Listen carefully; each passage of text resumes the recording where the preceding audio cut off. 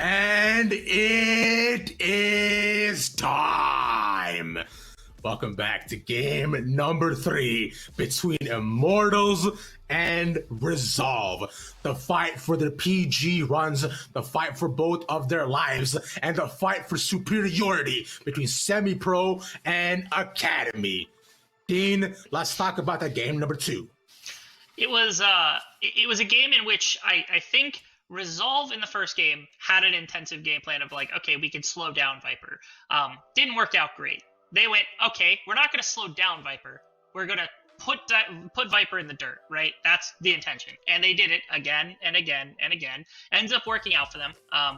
Not the greatest showing on screen, but of course this is more indicative of like the long-term scheme thing here, which is Viper took a lot of ganks early, fell behind PCL, wasn't able to have impacts inside of teamfights the way that you would want him to in a normal kind of setup for the side of Immortals, right? That's just true across the board. Once that was clicked off, it was harder for IMT to really just kind of force the issue inside of teamfights top to bottom.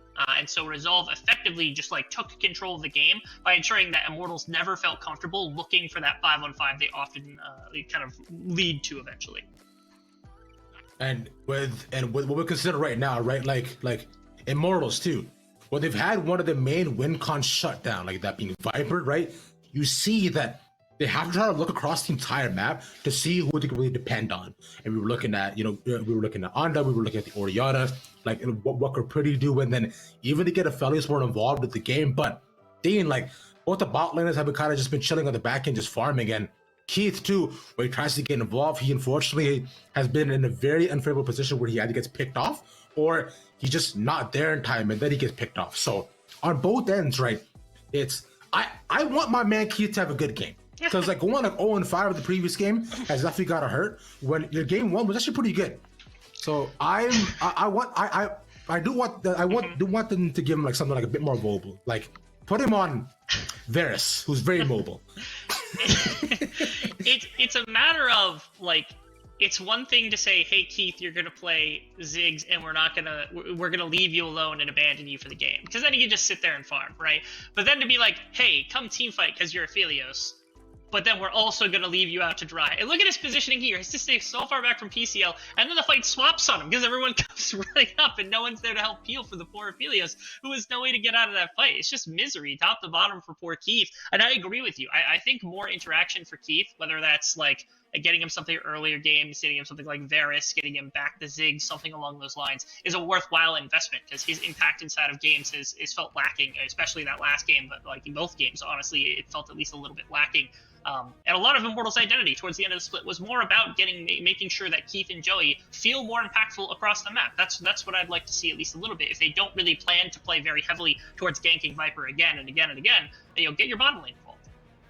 It's like, just do something, because at least with the Varus, like he can chill like way back on the other end of the map, right? You can just pull back and just shoot at the Maros, and then he'll be fine. He actually has no worry at all of being picked off. But I'm gonna pick on y'all for a little bit. I'm gonna ask y'all for a little bit more of that patience as we head in to this short break, and on the other end of it, we have champ select. So y'all make sure to stay tuned.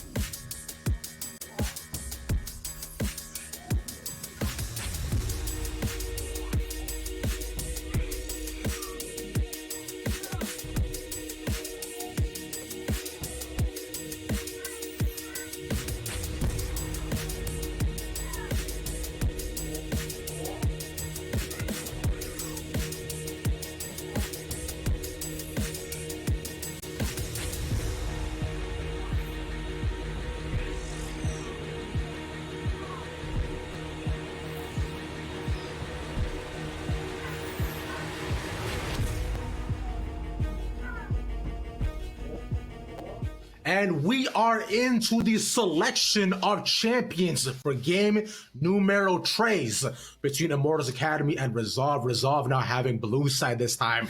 Decided to change things up a little bit. One thing, Dean, that has not changed has been these first phase bans. Okay, there we go. There's 6 ban. Finally, they changed it up. Immortals learning from the mistakes. Yeah, they're not going to let Resolve get their hands on that, especially on blue side, because, again, when we're referring to APA and Array being able to flex that, on blue side, that's far more valuable. The other reason why this is great for IMT is, like, no more counterpick for PCL. Viper gets his choice now, man. There's no Volibear coming out in response to a set. That's not going to be the case. We're going to see Vayne as a response to a set if it's going to come out. That's what Viper likes to do. He's going to hard counterpick whatever lane that is. And we were talking about it before, I'm sure we'll expound upon it as you go through this entire game. It's like Viper just wasn't able to be involved in just an entire second game, right? We just saw how unfortunate Immortals were a little bit of the back end almost the entire time. As right now, they're actually banned with the Zinza too, so actually learning some solid power picks on the side of Resolve. And speaking of power picks, okay, PCL decides let me just pick Camille and get this out of the way. So this is, I think, actually rather crafty by Resolve. You get to lock in a powerful champion, which is good, and it's okay blind. It's not perfect blind, but it's good blind. But the more important aspect is if this gets saved for second rotation, you have no response to whatever it is that Viper is going to play, right? You don't get to see that pick until the composition's already locked in. So he gets not only like counterpick for lane, but compositional counterpick. This stalls that, because now Resolve, if they pick it early, they can build a composition to counteract whatever it is that they want into the likes of the Camille. And that's why IMT, they come out, they don't counterpick top lane initially, they go for Thresh and Lee Sin. And now that on its own is a mistake in its own right, giving those two champions over to the side of IMT Academy. But nonetheless, I like the fact that they didn't just like immediately bail on like giving like PCL a decent matchup by trying to craft something around him that'll be helpful. Yeah, and PCL's like Camille is honestly just like absolutely outstanding. It's definitely one of his best champions. So I'd be interested to see because like what kind of matches they should take into it. There's not a ton that can go into Camille and be very confident as well. I would maybe expect like Viper's Fiora, like if you want to go for much more of that skill matchup. But like I will hold all my transgressions as we continue throughout, as there's a Trundle pick here, which I enjoy very much. The Trundle's fantastic, especially into Lee Sin. I think you deny a lot, and his dueling power really is prevalent when you go for those 2v2 skirmishes. But speaking of skirmishes, Dean, Immortals opt in to give Keith the Aphelios again. Listen to me. Stop it. Why? Now they've got Thresh, so at least like if he's left behind the rest of the team, they can lantern him back to safety, or at least into the loving arms of Joey.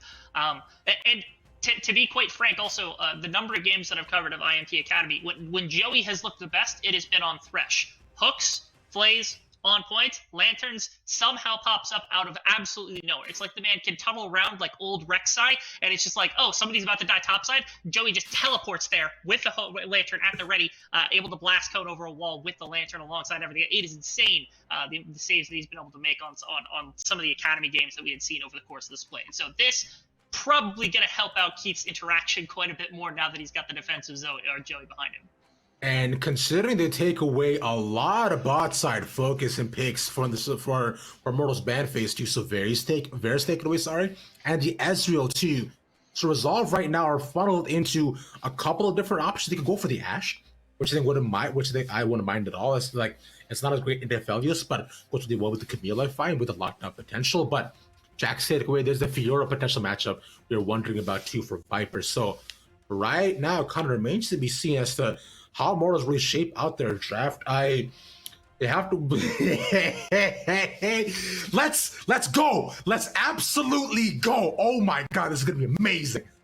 It has been way too long since we've seen the ribbon on Viper. This was literally the one-trick champion that got him into competitive League of Legends in the first place before he had started. This was the champion, and he played it a bunch when he was playing in competitive before. Out of nowhere, he just started swapping his champion pool. It would pop up every once in a while, but most of the time it was Vayne. It was some of these other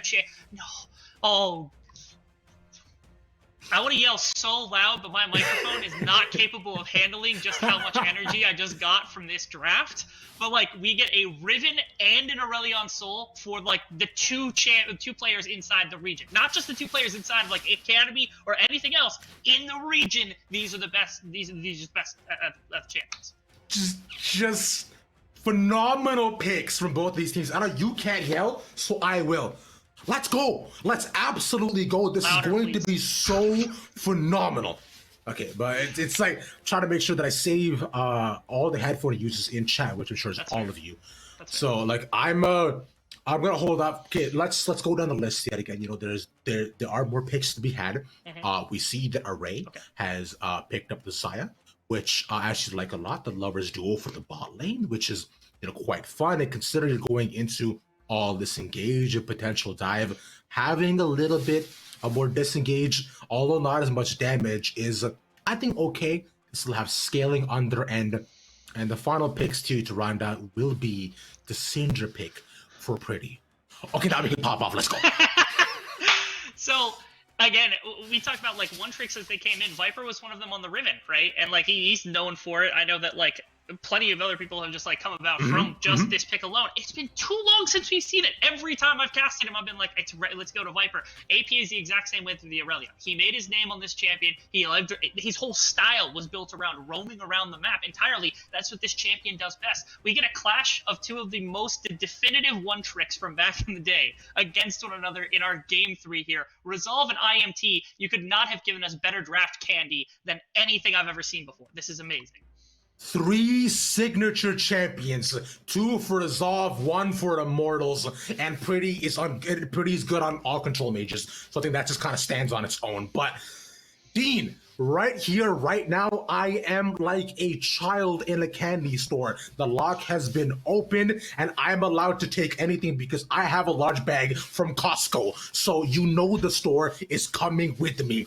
And this right here is my Costco, and I brought full membership. I've got the black card, and I know y'all do too. Y'all out here waiting to make sure you can cash in on what we see here today. So we're gonna cut it to a small break, and when we come back, y'all got the biggest treat of the world in front of your eyes. That's League of Legends. Stay tuned.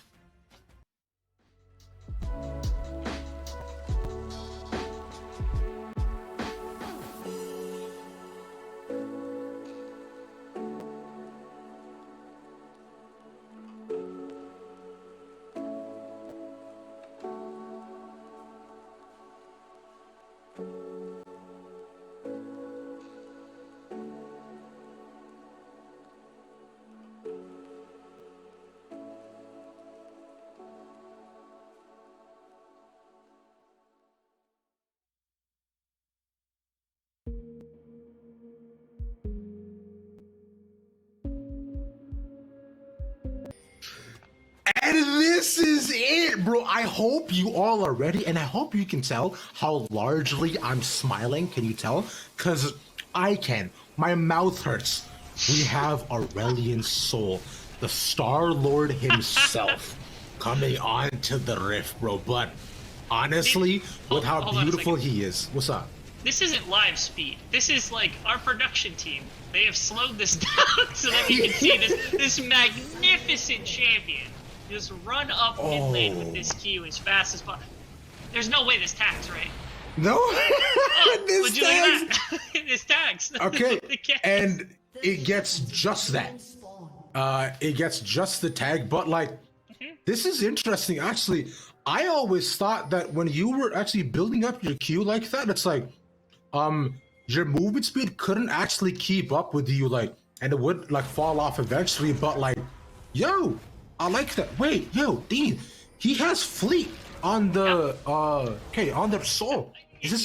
Did we not recognize the Orianna with Fleet in the last game? APA has found a rune that works, and he is latched to it now, which is, of course, Fleet Forward. Now, in complete fairness to him, Fleet is an amazing rune after the changes, especially for mages. It does quite a bit. I don't know if it's the optimal rune for the likes of Aurelion Sol, but I am not going to sit here and criticize the best Aurelion Sol player I have ever seen. So he's right. It's Fleet Footwork. That's the correct choice. I'm not even going to try to justify it. I don't have to. You can take it up with him. He's the genius, not me. So. I mean, like, I get it. Like, I understand. Like, he like, he's doing something. Like, I know, especially in the lane, that you're probably gonna be poked out. So you just decide to just take it, and like, at least with this, you can stand a little bit longer in lane. I don't care about that. This is all specifics and antics. What I care about right now is what we have in front of us, team. Oh yes. What we have in front of us is besides Rakan versus Aphelios Thresh. what we have in front of us, now team, it's is what is going to be such an explosive and exciting top lane matchup. Like, yes. this right here is what I want to pay attention to. So it is time for Ravish top lane conundrums yet again. The shielding is going to be one of the main things that both these top laners have to play around. PCL with his passive Q and how Viper layers in his E to make sure he wins out on these trades. Early on, Riven is a menace. We all know this too. But once you get to about level 3, level 4, like, that's where you can layer in your stun and being able to disengage with your W just to stop the kind of short range engagement that we have out of Viper. Riven's cooldowns are low, but they're not impossible to play around. That's what I'm going to be really paying attention to, because, yo, PCL knows his champion. I'm sure he plays matchup hundreds of times, so I have complete faith in him. Problem is that he's been denied like the first 3 waves. It's been a difficult one. This is another 3-wave crash that has come through here for the likes of Viper, as he's been able to take every single minion. He's gonna back and look for what is he goes double Dorans here just for the additional Omni Vamp, which is tough to actually deal with if you're on the likes of PCL. And now is actually even gonna walk back. He's not even gonna TP back to lane, knowing that like PCL, even if he collects all of these waves, is only gonna shove it back into his favor. And Fnatic, I feel like have run into each other 3 times on this topside scuttle in a row in all these games, as both of them, they've just been leaning up there. They don't have to worry about bottom lane. Bottom lane is not the focus. Bottom lane's not getting the resources. It is topside that you got to keep your eye on pretty much the entirety of the series, especially when you got someone like Viper. Okay, they have the ward put down too as well. Nice knock-up, and PCL just got shield the last second to be able to try to survive, but he's just barely out of tower range. First blood for Viper, the last person you want that going on to if you are resolved. It's the last person you want to be, on a fed Riven. The last person you want to be giving kills over to in general, for the most part. He's just insanely good at the game. And now you got him on his like namesake champion. Look at what he's doing to poor PCL. Even playing around that adaptive shield, just making sure that all of his damage is going to stick no matter what. Right there, punishing the fact that there is no flash on PCL. He doesn't have that. He instead hopes for the hook shot to be enough to get him away. But in that particular instance, it was not, as he and Anda had the closing speed with that Q. And back to top lane, we are going right back to the first couple of weeks of Academy for this one. Yes, sir. Oh, actually, kind of delays on the hook shot. Get the slow down here for Anda. Pillar up. Knockback has to use the flash, but Ignite is committed still. Nonetheless, though, Resolve being a little more heads up on the play here, dude. And the sort of aggression, the sort of topside play, this is transgressed from game 1 to game 3. They want to make sure that Viper cannot just free roam here. But APA is here too. They want to kill him. He does not have the flash to land the stun. There we go. The center of that universe will spin too, but no more stun. AP, he dies to the tower, but it goes over to support. Joey manages to get one, but not trying to get a little bit more though. And with the shield, no! They can't confirm the kill. Answer double for Anda and PCL looking for Mayos. One more, but can they turn this around? There's that shield, a couple more autos, and pie cake, Lord knows it is. This is for go. Oh it God! Not a fantastic beginning to the game from the side of Resolve. This is the first time the IMTA has kind of exploded out of the gate on a couple of the namesake champions that we know them for. Anda has picked the Lee Sin 3 games in a row. You've got this Riven, and it's up against APA's Aurelion Sol. The dive was disastrous for the side of Immortals to begin with, because Pretty doesn't have TP to cover. All you've got is your 2 members here on the side of Immortals that are here to try to prevent this. This all kind of spurned from this initial engagement where you've got 3 members up here trying to punish the likes of Anda and Viper, who were able to get far enough away. Winter's already here, and they're able to pick off like the Lee Sin, or at least force out the flash initially.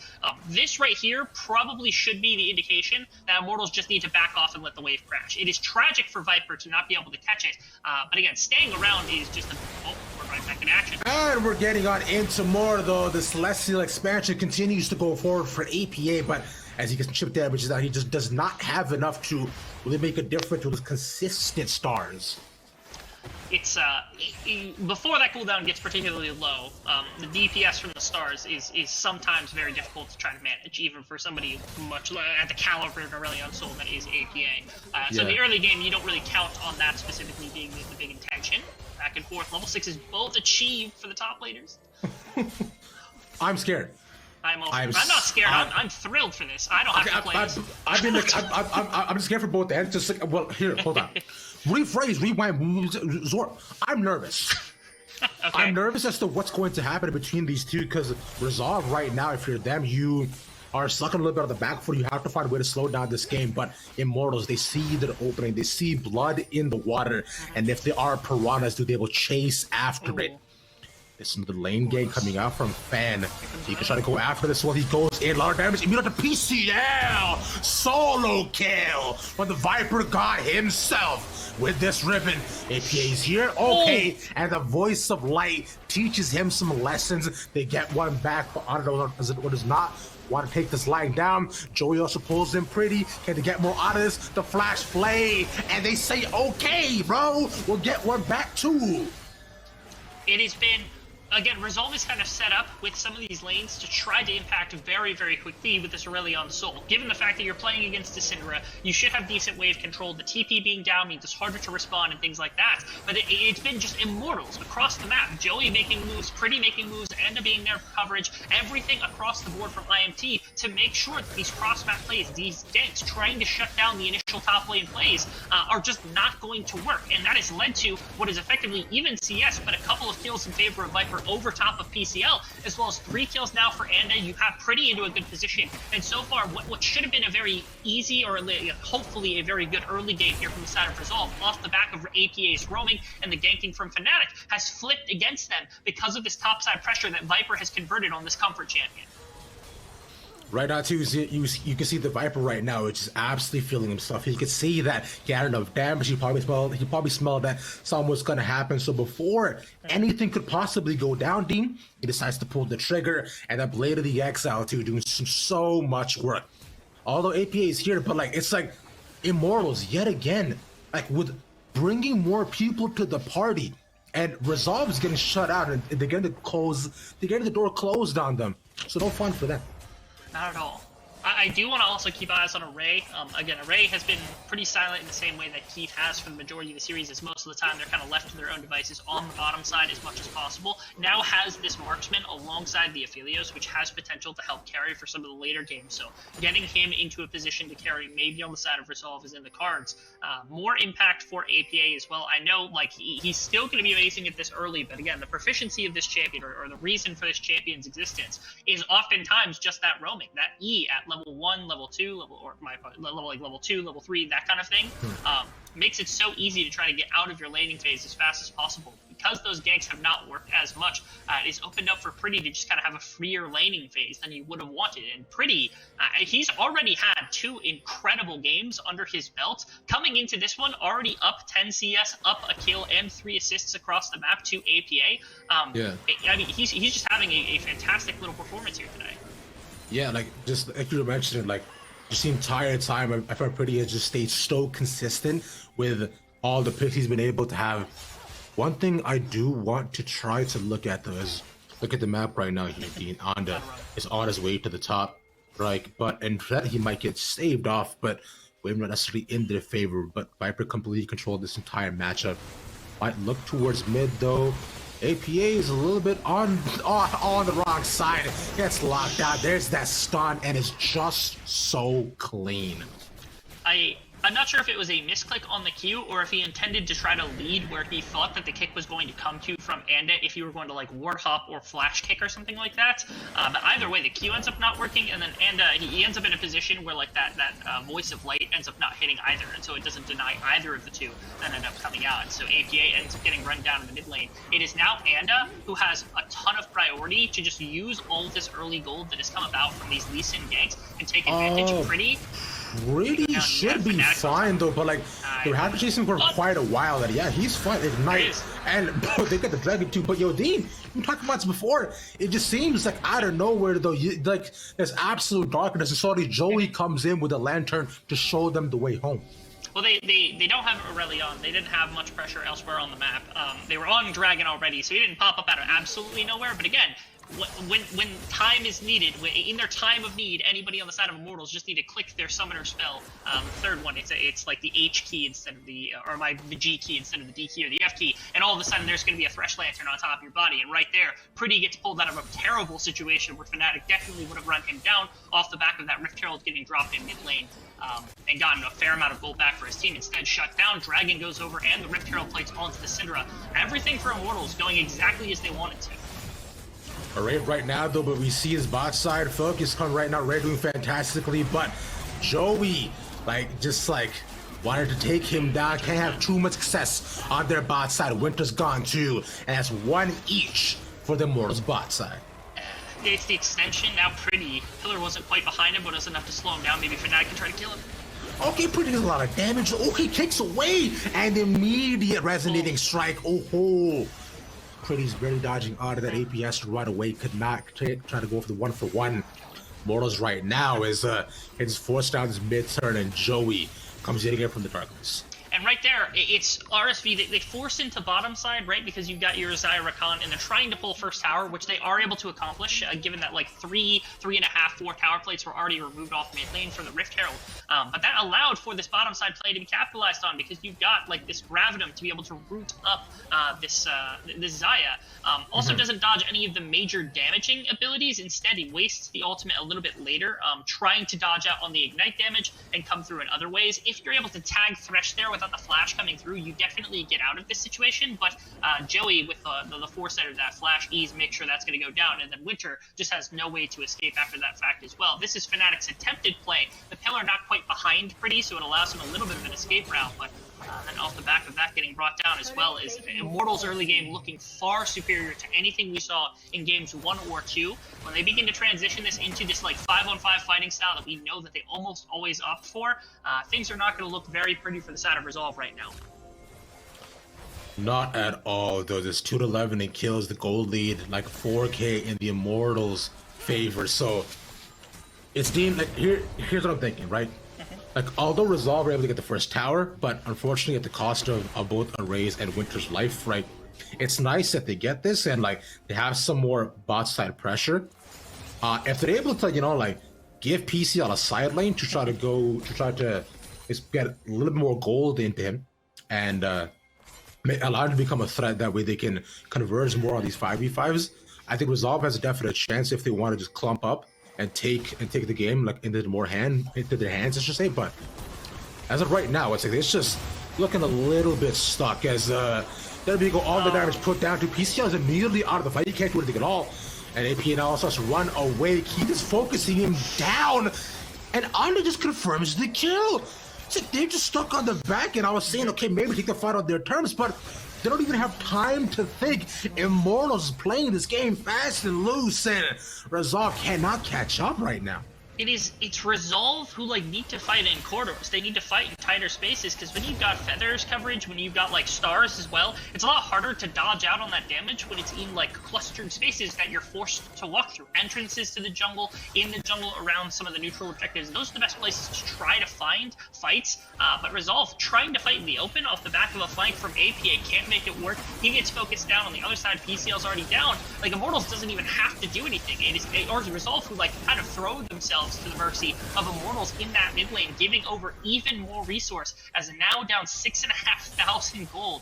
Their prospects looking really dire for that scaling option maybe to come through in the game. Again, when you've got Zaya with Feathers, when you've got Aurelion Soul, there's always the potential that you can find one big massive AoE kind of cluster of damage to bring down multiple members. But as this game gets further and further ahead for the side of Immortals, that becomes less and less likely as a prospect. Tough decisions right now to be made on the side of Resolve to see which way they can try to get back into the game, right? Because you mentioned, Immortals can just continue to do what they want. Looking across the entire map right now as well, it gets so tough, dude. It's Immortals are doing literally whatever they please. I was talking about the candy store before. They're the ones at the candy store. They have the costume.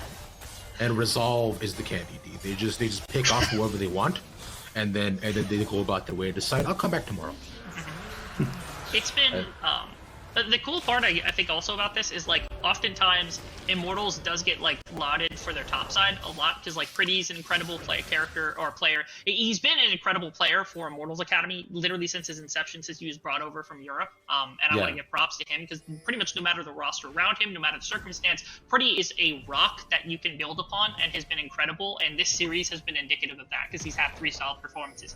And Viper often like they got brought up last split from No Org, the team that ended up winning. And they've had a lot of really good play for Immortals over the course of the splits. The 2 that don't often get a bunch of praise are Keith and Joey. When Joey's on this thresh, I mean, you can see the impact he's had. He is at the same co-participation that Panda has had, and thankfully he's getting more involved. Keith, not so much. He's still just kind of farming away, responding to what Array is doing on the opposite side of the map. Man, when Joey is out and about on the map alongside Panda and you're starting to attack around Pretty, around Viper, this game looks so much easier for the side of Immortals to win the early game. Yeah, and they've done exactly that now too. Is they look to see this top tier 2 as PCL should be able to respond with the bot tier 2 as well. So an even trade of turrets so far between them, as unfortunately the wave isn't there. Okay, this is actually gonna take way too long, but he has no real threat as all of them are top side, so he can continue to just farm up. And yeah, he's perfectly fine taking this as well, and Resolve have to back off. So turrets will continue to be traded, but this is kind of what I wanted, right? This is what I wanted to at least give PCL a side lane, give him a bit more gold, and then I want Resolve to fight 5v5. I want them to, like, if they can, like, just slow down a little bit the pace for Immortals, but can they do that? I don't know. There's a lot of ways to force on this team is the problem. Riven being able to force into a number of situations. Aphelios has like Moonlight Vigil with Gravdom that you can force with. Syndra with like an Unleash Power and an E coming out is going to be enough to be able to stun up a couple of members. Even a Dragon Kick from End just causes so much disarray and forces a fight into a bad situation. It feels like IMT just have the ability to force in any situation they want, and Resolve just don't have the ability to take a fight on their terms that they're liking right now. We haven't seen much neutral objective kind of control, so river control will start to be at least a prospect that I'm tracking for them, but being down 6,000 gold, I don't have very high hopes for how this team is going to end up going inside of team fights. Maybe the acquisition of like an additional item for Xayah, again, those feathers do quite a bit. The Rylai's also might be a tool since you've got like no burst movement, you've got like Lee Sin Q to be able to get on top, but other than that, most of these members, if they're hit with Rylai's, do struggle to get away from situations. There it is. PCL just unfortunately a little bit too far forward. I'm sure they could have smelled that something was happening, but I was thinking 2 years. The more just gonna let them take this tower, and they say no, they're not. Nothing in life comes for free, Dean. And that top tower is gonna cost them likely 1 life though. But as fans just getting poked down one after another, I want to give this to Viper, but Anda literally chases him down. Top lane is a long lane to watch your health dwindle away. It was tragic.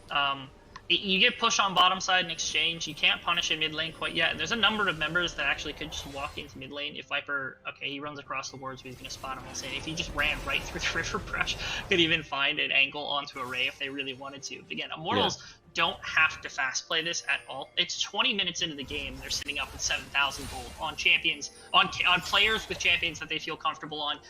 We talk about obviously the Riven, but like obviously And is capable of playing the Lee Sin. He's done it all series. Joey's Thresh, something that he's incredibly capable of doing. All of this comfort, all of this advantage, 20 minutes into the game. IMT does not have to force anything. They don't have to put themselves in an awkward position. They don't have to give themselves up whatsoever. They can play to exactly how it is that they want to play the game, because it is theirs to control 100% of the moment. Big boy strategy right now, but they might want to play a little bit more aggressive and forward-facing, considering they just force Resolve out of the mid lane too. Dragon is up another 40 seconds, although not necessarily winning condition for either team as of right now. Like, IMTA has been maintaining this healthy, like, 7k gold lead now, just on the end over Resolve, and we're reaching kind of the point of no return, where like IMTA have to think it's like, yo, like you said, they can do whatever they want, and Resolve just stuck so much on the back end. Like any fight they take, if it doesn't have a man advantage or are not able to get a pick and get out, they will get punished for it every single time, as they continue to follow gold on PCL. are pretty right now. You mentioned this fantastic player. He continues to. He also gets a little bit of gold in him. What's up, B? Why am I imagining right now that Resolve is just like, because this is now the second time that I've seen PCL with like coverage capable of taking like a side lane inner, right? And that is not really the character you necessarily want pulling it, because you'd rather have it on Xayah, or you'd rather have it on one, like your Aurelion Soul even, just because you want AoE damage for some of these fights.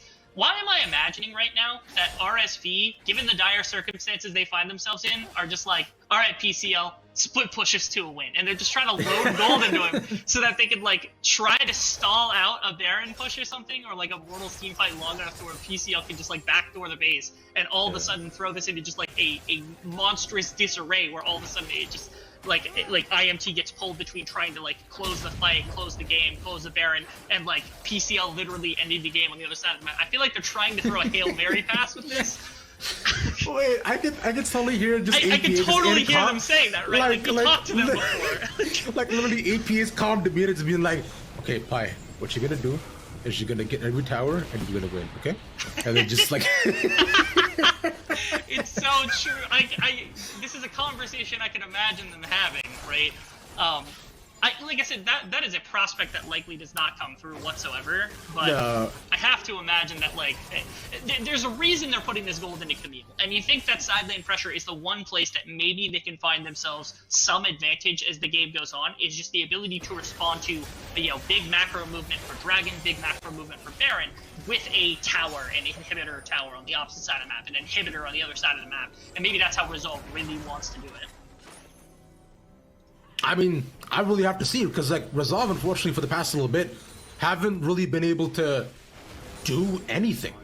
They've just responded to sideways, gave gold to Pi, and then decided to try to go for more even states, right? Just pushing in bot, pushing in mid, setting up a couple of wards here and there so they don't get picked off by Immortals previously. And right now, Dean, one point I did want to touch on though is, we were talking about this before, just before the series started, right?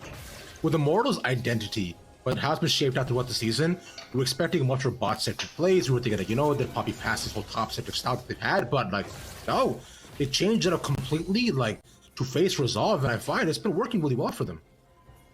But they have. I can respect at least that in this third game, they've gone back to roots of like wanting to make sure that they've got this powerful pick for Viper and then playing around that pick. It felt like with the counter pick that PCL was able to pull in the previous two games, that has been slowed.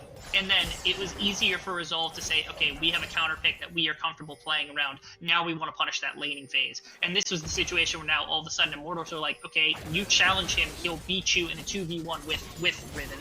And if we are up there, we will kill everybody and likely have more gold on Riven, which is exactly what happened over the course. This is their play.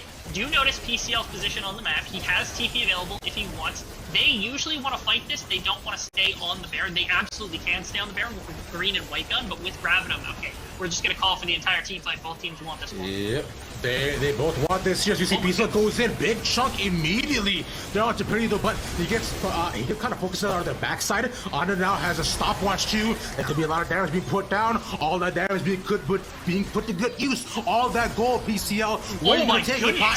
What are you gonna do? Okay, he gets off to the back end, but no stun array gone. And Viper's staying alive. Winter trying to go for one more knockup. PCL's still there. He has to carry this fight. He's there with Fan. They're just bopping their clubs and swinging their blades. Resolve are trying to stay alive. They cannot do it at all. And Viper exiles them to the base. Given the fact that Resolve was down like 8,000 gold, that was almost a miraculous team fight. Were it not for the fact that Viper could just heal half of his health bar by clicking Gloredrinker like 3 times in that fight, that was winnable for Resolve. That was so close. That's what we wanted to see, is setting up inside of the corridor. Feathers being able to close off like entrances, being able to snap back, being able to get APA in a position where his stars can do some damage to multiple targets. There is life. It's faint. There's a pulse. It's weak. It's a very weak pulse, but it's there for Resolve if they are able to set up more fights like that. And even better, they did slow down the Baron. The Baron is not taken from the side of Immortals. It's It's like a little, the smallest blade of grass that has now been stomped into the ground. Just like completely ran over to an Immortals. Just, man, I was about to go into a whole rant about like Resolve are here, they're growing a flower through the concrete, you know, there's a light definitely at the end of the tunnel, but no, if that had to happen, Array dies. Man, Joey! Man, that was a blind hook from what we could see from Vision. Joey so just blind hooked Array as he was walking out to try to take red buff or look for red buff or something, maybe approach the dragon. That was insane! Joey just takes out the one team fighter that can go. They are trading Dragon for Baron here, so this is going to have to be Immortals being able to use this Baron to just like bear down on some of these towers, be able to break the base in some significant way. Or be able to force a fight around the defense of one of these towers, something along those lines, because this does stall the game further in terms of this dragon stacking mechanic between these two. But man, like, I cannot get over that. That made me giddy to watch that Joey blind hook onto the likes of the Xayah. That just like confirmed that Baron for them immediately. Bro, honestly, yo, D, we were talking about signature champs and draft. Like, I know we kind of mentioned it, but yeah, we just kind of glossed over Joey, bro. Like, you were saying it at the beginning of the game.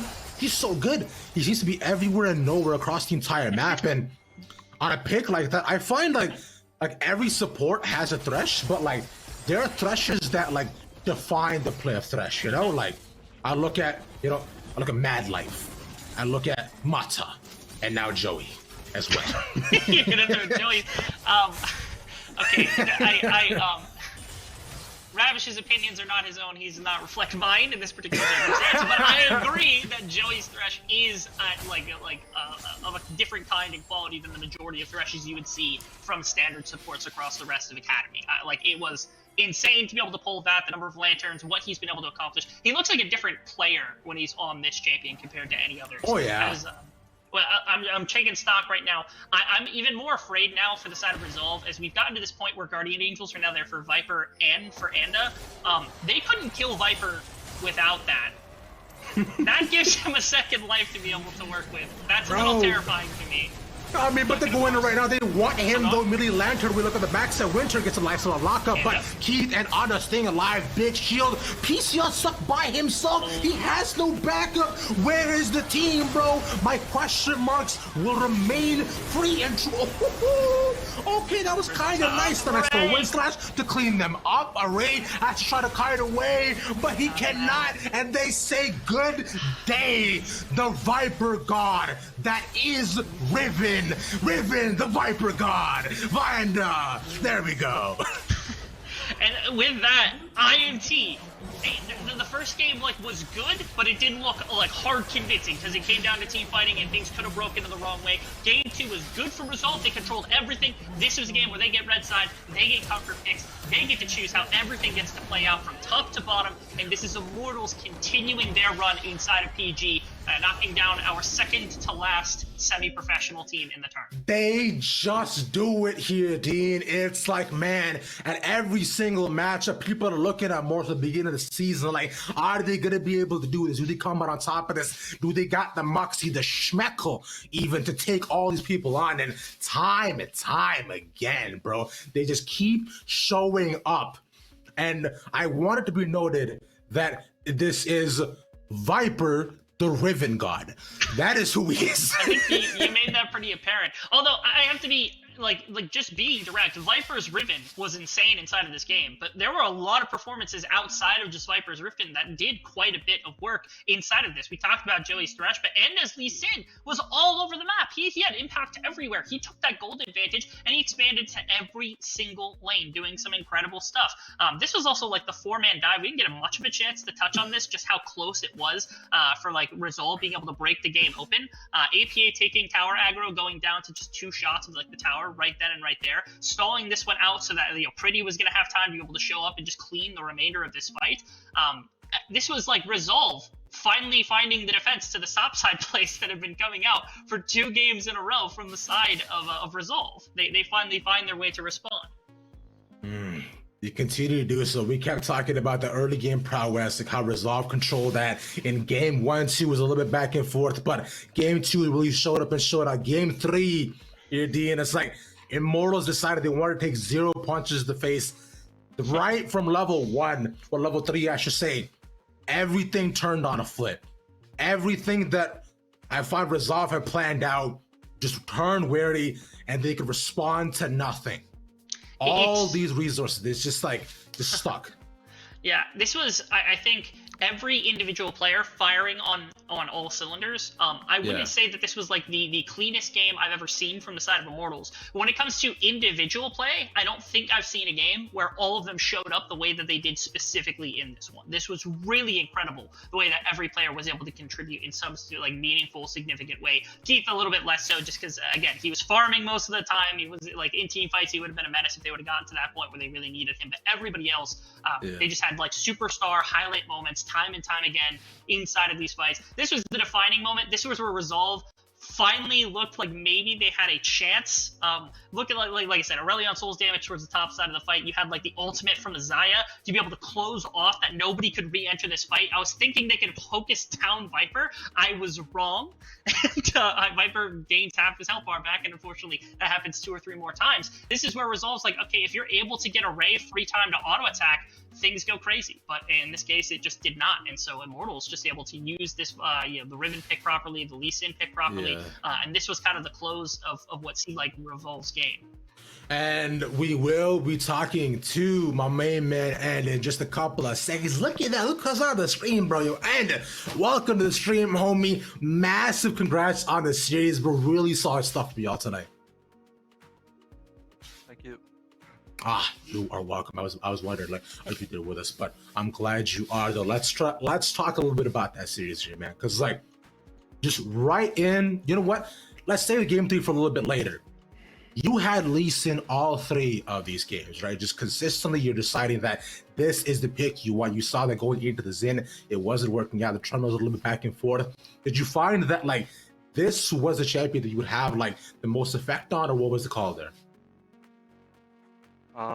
Yeah, I just think Lee Sin is probably like the most versatile champ on this patch, and every time I can get it, I'm always happy. Respect. When it came down to like talking about champions that you wanted for that game 3, you guys obviously got a lot of comfort. Is that something you guys are just like rely on when your backs are pressed in this situation where you're down to elimination, drafting that kind of comfort style champion on that red side? Yeah, definitely. Always comfort picks are always in consideration, but at the same time, it's like when Viper wants to play Riven, you pretty much give him Riven and he'll carry the game. So yeah, we're happy if he wants to play Riven. I mean, honestly, it makes sense. Yeah, like, but so as focusing in onto the game number 3 here, right? Because like, just talk to me a bit more about the top side play, just like right on level 4 where y'all were able to just get 4 kills, just like get Viper a 10 of gold too. It's like, what was the call? It always seemed as though you guys were there at the right place, right time, but that right there, I find, just shut down Resolve. I think we did a really good job in our scouting on Resolve, and we knew that their support likes to go top on his timers that he has. And I think we knew they were going to dive top because they had a big wave stacking, and we reacted well. And also, I think Viper also played the dive pretty well, so we managed to get a pretty big advantage off that. I have kind of a 2-part question to wrap up at least what I have here. You guys played Dignitas, lost in a 2-0 in the first round of the tournament. What have you guys changed about what you've been doing in terms of like gameplay, in terms of drafting, that now facing them in the next round in another elimination match to get to top 4, you know, what is it that you think you've improved on that will change the outcome of the series in your favor?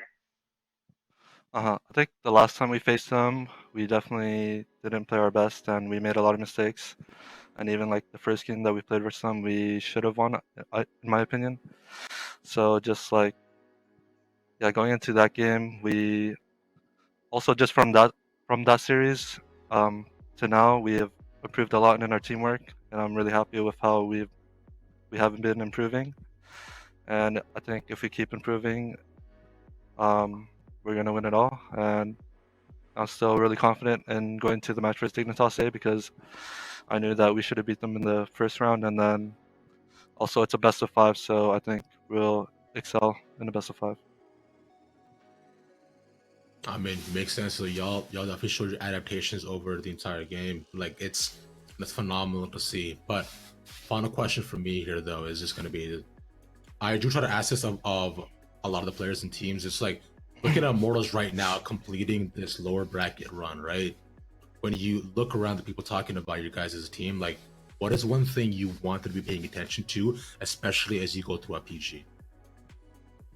I think for our team, a lot of people look at like me and Viper, I guess, because we are like defending champs, I guess. But also, I think our other teammates, pretty Keith and Joey, have been playing really well, and like it's been really good to be on this team. Like just been playing, and just like the atmosphere has been all really good. And yeah, I think if we keep at it, we'll win for sure. Well, I mean, I believe it though, but big congrats to y'all again, man. I cannot wait to see what y'all do tomorrow up against Dave. Appreciate it. Thank you. Thank you. Dean, man, that was such a phenomenal day of games. So we're just about wrapped up here. So I want to give a big shout out to our prod crew, everybody else here watching, and of course, shout out to all the teams here today. I'm sad that 2 people are gone. What's up, Dean? Yo, everybody in chat, give some respect to Mr. Ravish. Not only is today his birthday, and he turned 25 today, man stepped in with like 5 minutes before broadcast time. We had complications with like another person that was scheduled. Stepped in 5 minutes before broadcast. Look at this man up here giving 110% on his birthday to make sure everybody gives out content. So throw him some love as much as possible, because he really was a king for us today. Man, thank you all again for watching. Thank you, Dean, man. I really appreciate you, homie. And like, yet again, like this was a phenomenal time. Thank you all for the birthday wishes as well. I really appreciate it. Big shout out to all the prod crew, everybody who worked here today. And of course, like we were saying, these teams, like man, it just keeps getting more and more exciting. These games get closer, people are evolving, and the teams as of right now, these players, like they've got some to show, or should I say, some to prove. Now, with that being said, I have been Ravish. That was Ravishing Man on the internet. Y'all have a good night. We'll catch y'all tomorrow, same time, same place. Peace.